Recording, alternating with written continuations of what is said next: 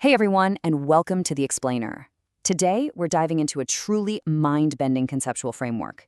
We so often look at successful nations and wonder, wow, how did they pull off that economic miracle? But what if, and just bear with me here, what if you could take the exact operating system that allowed a highly vulnerable nation to survive and actually thrive, and literally download it straight into your own personal life? Well, that is the entire premise of the CYSM framework, created by Lin Kenyan. He essentially took the national survival strategies of Singapore, often summed up by their national motto, Majulah, which means onward, and mathematically mapped them onto an individual's life protocol. It's this brilliant, crazy fusion of systems engineering, history, and personal resilience, and I am so excited to unpack it with you today. Okay, let's dive into this with a quote that honestly just completely stops you in your tracks. Survival precedes performance, stability precedes success. Think about the modern world for a second. We are completely obsessed with maximizing efficiency, life hacking our mornings, and just pushing for peak performance at all costs, right? But Lin Kangyan flips that entirely on its head. He's arguing that before you can even think about performing well, you absolutely have to guarantee that your system, meaning your life, won't just simply collapse under pressure.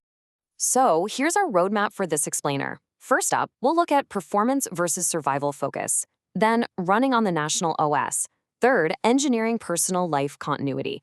Fourth, converging wisdom and engineering. And finally, reclaiming your time autonomy. All right, kicking things off with Section 1, performance versus survival focus.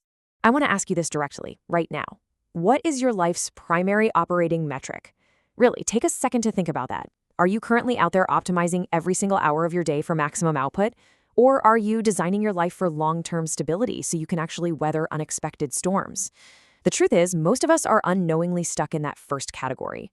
See, a performance focus is all about optimizing output, maximizing your efficiency, and utilizing every single resource you have. It's essentially an engine running perpetually at the red line. But a survival focus, that operates totally differently. Here, the entire goal is to sense signals from your environment, adapt over time, and ensure baseline stability. A performance mindset risks severe burnout and catastrophic failure when a shock hits. But a survival mindset is resilient by design.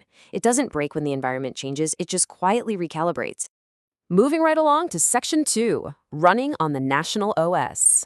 Well, to really grasp this, you need to know a bit about Lin Kangyan's origin story.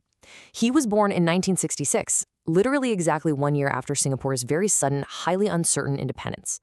His mother named him Kok Peng, which translates to national peace or national stability in Hokkien. Now, she obviously wasn't a systems engineer, but she had a mother's fundamental instinct, right? In an unpredictable, dangerous era, her only wish for her son was that he survived, stayed stable, and did not collapse. That Majulah spirit of national survival was literally planted into his identity from day one. Think about it like this. Back in 1965, the nation of Singapore faced a massive survival crisis. They had independence thrust upon them with zero natural resources and absolutely no guarantees. Fast forward to 2024, and Lin faced his own personal survival crisis, retirement, coupled with terrifying new diagnoses of schizophrenia and glaucoma, and he had no private insurance. He realized, wait a minute, the exact same survival logic the nation used to prevent a total collapse in 1965 could actually be deployed to prevent his own personal collapse in 2024. So the absolutely crucial point here is how he applied this. He defined a concept he calls infrastructure as firmware. Rather than looking at Singapore's public housing, known as HDB, or its national savings program, the CPF, as just government benefits, Lin viewed them as the foundational operating code, literally the firmware, for his personal life system. Just like a computer needs a rock-solid BIOS to run programs without crashing, a human life needs stable firmware to handle the insane volatility of the real world. Look at how beautifully this aligns.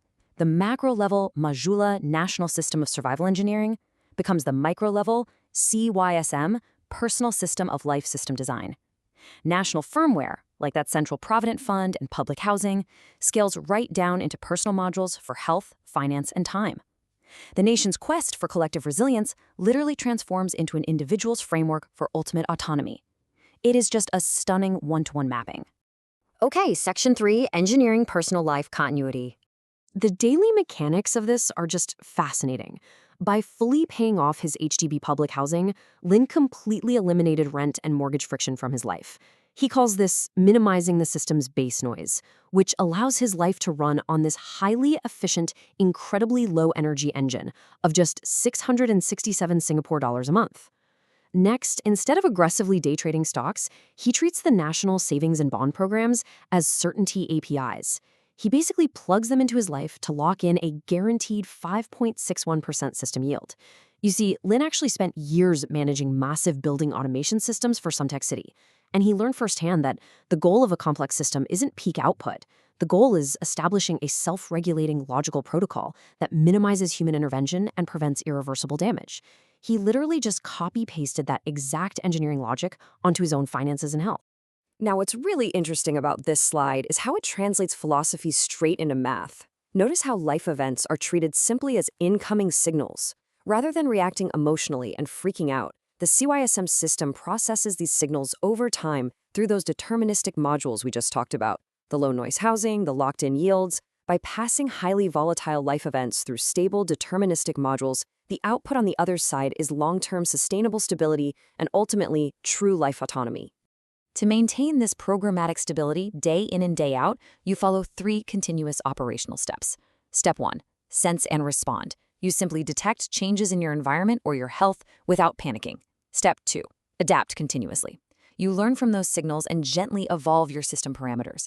And step 3, build resilience. You rely on those robust cache buffers and low-energy setups to ensure your security. It operates exactly like a beautifully coded piece of software, just running quietly in the background of your life. Section 4, Converging Wisdom and Engineering. Now, here on the civilizational coordinate map, we see that Lin didn't just stumble upon some neat personal finance trick. He actually arrived at a profound structural convergence. On the vertical axis, you've got Eastern life views from ancient thinkers like Zhuangzi and Mencius. And on the horizontal axis, you have Western engineering logic from figures like Galileo and Wittgenstein. CYSM sits perfectly right at the intersection. It's using the rigorous, completely unsentimental language of systems engineering to achieve the serene, balanced outcomes described thousands of years ago in Eastern philosophy. How cool is that? I mean, just look at how this lines up. The intense self-discipline of Confucianism translates directly into strict system maintenance. The Taoist principle of following the natural flow maps absolutely perfectly onto stability control and low-energy operation. And the Buddhist concept of letting go of worldly attachments, that is essentially the exact engineering equivalent of signal recognition and non-forced operation. Highly analytical STEM logic actually turns out to align perfectly with letting go of desires and finding Zen. And that brings us to our final part, Section 5, Reclaiming Your Time Autonomy. As we have seen, the national spirit of Majulah means onward or progress. But in the CYSM framework, progress gets a massive redefinition. It absolutely does not mean climbing the corporate ladder or buying luxury cars or relentlessly maximizing your salary. Progress means attaining independent sovereignty. When Lin faced retirement and severe health issues, it wasn't a collapse. Actually, scratch that. It was a forced structural transition. It was the precise moment his system reconfigured so he could stop selling his precious time to a corporation and start using that time to calibrate his own personal awareness. This right here is basically the CYSM Declaration of Independence. Think about it. When a nation becomes independent, it's seeking sovereignty over its territory. When an individual adopts the CYSM framework, they're seeking sovereignty over their time. And you only achieve that true, lasting freedom through the unshakable principles we've discussed today. Survival first, stability first. You build those redundant, closed loops so that absolutely no external shock can force you to sell your time out of sheer desperation ever again. So I want to leave you with this final, truly provocative thought. Take a hard look at how your own life is structured right now. If your life system faced a sudden severe constraint tomorrow, maybe a sudden job loss, an unexpected health crisis, or a massive economic shift, is your setup currently designed for peak performance, or is it designed to survive? Because as Lin Canyon so powerfully reminds us, if you don't design for survival first, the performance won't matter anyway. Thank you so much for joining me on this explainer. I really hope this framework sparks a profound recalibration of your own personal operating system. Keep learning, keep adapting, and I'll see you in the next one.